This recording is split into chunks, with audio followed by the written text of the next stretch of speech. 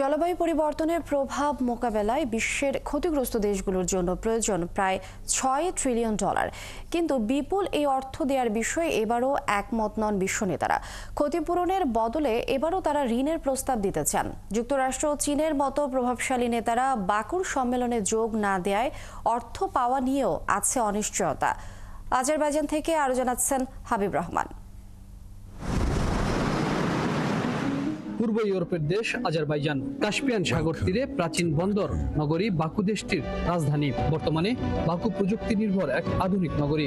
Baku স্টেডিয়ামে বসেছে জলবায়ু সম্মেলনের এবারের চোখ ধাঁধানো আয়োজন। কোথাও কোনো ত্রুটি রাখেনি স্বাগতিক আজারবাইজান, কিন্তু জৌলুসের আড়ালেই থেকে যাচ্ছে সম্মেলনে প্রাপ্তির প্রসঙ্গটি। বিশ্বের চীনের কার্বন নিঃসরণের হার 32.88%, যুক্তরাষ্ট্রের 12.6%, ভারতের 6.9% আর রাশিয়ার 4%।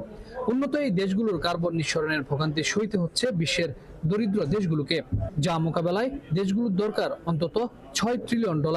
অথচ কোনো অর্থ দিতে রাজি নয় চীন ও যুক্তরাষ্ট্রের মতো প্রভাবশালী দেশগুলো। হয়তো দায় এড়াতেই বাকুর সম্মেলনে অংশ নেননি উন্নত দেশগুলোর রাষ্ট্রপ্রধানরা। যারা পলিউটার কান্ট্রিজ, ইউএস, চায়না, ওদের তো হেড অফ দ্য ডেলিগেশন আসেনি, তো ওদেরও কমিটমেন্ট নাই। ওনাদের কমিটমেন্ট ছাড়া ডেলিভারি কে দেবে? এই কপে একটা পলিটিক্যাল এজেন্ডা হচ্ছে, যারা কমিট করেছে তাদেরকে ডেলিভারি দিতে হবে early next year. Adaptation, mitigation আর লস অ্যান্ড ড্যামেজ খাতে সহায়তার বদলে ঋণ দিতে চান বিশ্ব নেতারা।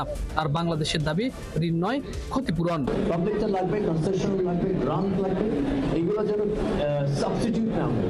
বিশেষজ্ঞরা বলছেন, অর্থ ছাড়ে সদিচ্ছা থাকলে বাকুর আয়োজনে রাষ্ট্রপ্রধানদের অনুপস্থিতি কোনো বাধা নয়, কিন্তু বাধা হলো সদিচ্ছা। আমাদের গ্লোবাল এমিশন রিডাকশন যদি না কমানো যায়, তাহলে কিন্তু আমাদের অ্যাডাপ্টেশন এবং লস এন্ড ড্যামেজ কোনোটাই কমবে না, এগুলো বাড়তেই থাকবে। আমাদের অ্যাডাপ্টেশনের খরচ বাড়তে থাকবে, লস এন্ড ড্যামেজও হতে থাকবে। তো এখানে মিটিগেশন ওয়ার্ক প্রোগ্রামে কিছু বিষয় নিয়ে আসতে হবে, বিশেষ করে টার্গেটগুলো, যে আমাদের গ্লোবাল টার্গেটগুলো কি। তবে কি এবারও অনিশ্চয়তা নিয়েই শেষ হচ্ছে জলবায়ু সম্মেলন? এখন দেখার বিষয়, নির্বাচনীয় ওয়াদায় প্যারিস এগ্রিমেন্ট থেকে ট্রাম্প প্রশাসন সরে যাওয়া এবং এই যে $100 বিলিয়ন পরিবর্তে বর্তমানে $1 ট্রিলিয়ন দাবির যে মুখোমুখি অবস্থান দাঁড়িয়েছে, সেখানে বিশ্ব নেতৃবৃন্দ কি সিদ্ধান্ত নেয়। যদিও 17 বিলিয়ন অর্থ দেওয়ার প্রতিশ্রুতি দিয়েছে সুইডেন, কিন্তু অতীত অভিজ্ঞতা বলে প্রতিশ্রুতিটা নতুন কিছু নয়।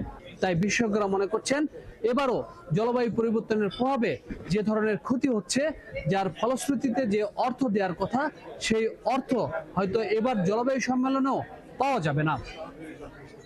Habib Rahman, 71, Baku, Azerbaijan.